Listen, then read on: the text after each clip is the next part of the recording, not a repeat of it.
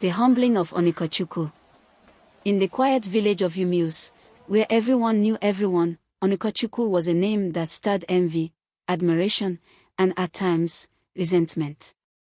She was the daughter of Chief Obinna, the wealthiest man in the village, and she walked around like she owned the world. At school, she was always the smartest, effortlessly taking the first position in every classwork, quiz, and examination. At home, she was treated like a princess, the apple of her father's eye, while her siblings, 2 brothers and 2 sisters, watched with a mixture of jealousy and frustration. Her father, Chief Obinna, showered her with gifts at every opportunity. If Onikochukwu admired something, it would mysteriously appear at her bedside the next morning. Fancy clothes, books, shoes, jewelry, whatever she wanted, she got. Her siblings, however, weren't as fortunate. Her 2 brothers, Kolechi and Chigezi, and her sisters, Amoka and Ifeoma, were often overlooked by their father. They weren't lacking by any means, but the imbalance was obvious.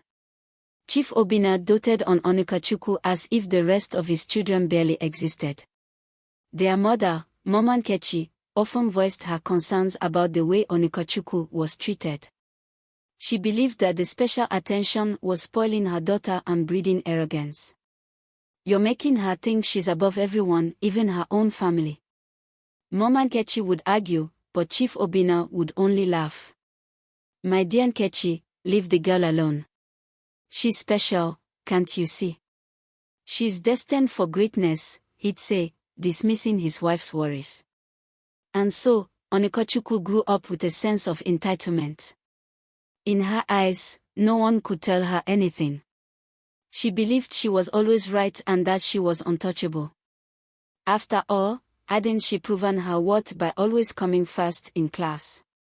Wasn't she the pride of the village, the girl who could do no wrong? Onikochukwu was so used to her life being a smooth ride, handed to her on a platter of gold, that she believed it would always be that way.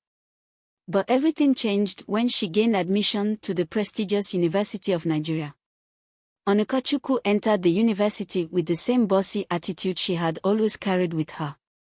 She looked down on her fellow students, dismissing them as beneath her. To her, they were just distractions, unworthy of her time or attention. Her room in the hostel was no different. She treated her roommates as though they were servants, ordering them around and refusing to participate in any shared responsibilities. If they asked for help, she would scoff.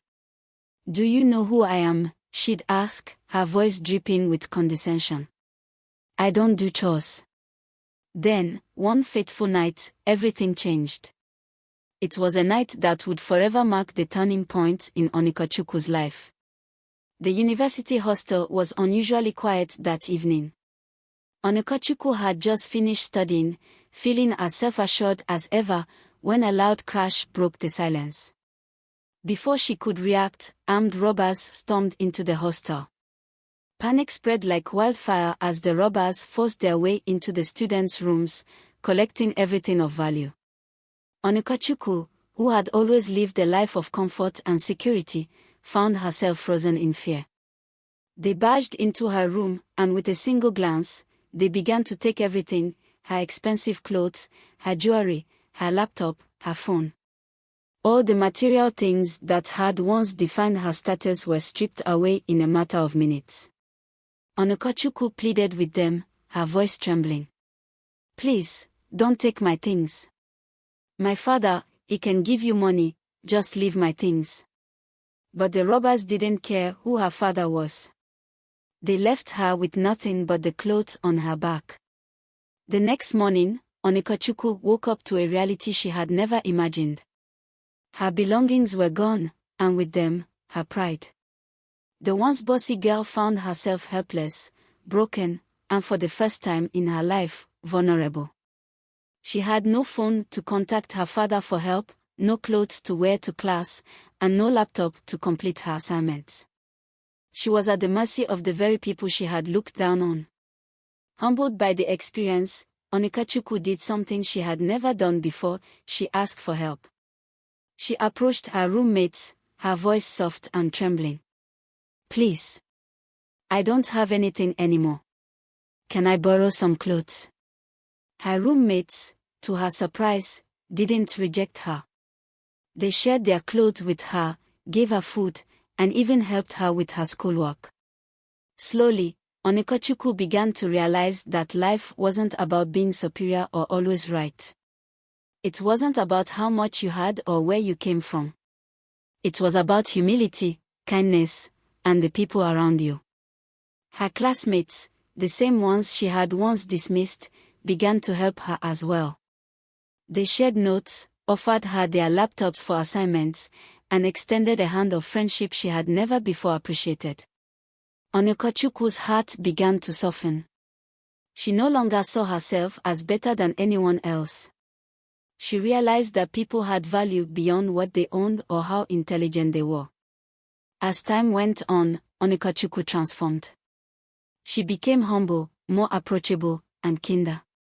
She stopped looking down on others and started seeing the beauty in community, in asking for help when needed, and in offering help when she could. When she finally called her father to tell him about the robbery, she didn't ask for more gifts. Instead, she asked for his advice and support, realizing that material possessions weren't the most important thing in life. The Onikochukwu who returned to UMUS during the next school break was not the same bossy girl who had left. Her siblings, noticing the change in her, were surprised at how much kinder and softer she had become. Her mother smiled quietly to herself, knowing that the humbling of Onikochukwu had finally come, not through her own words, but through life's lessons. And so, Onikochukwu learned that true strength came not from always being right or being daddy's favorite, but from humility, kindness, and the willingness to learn from others.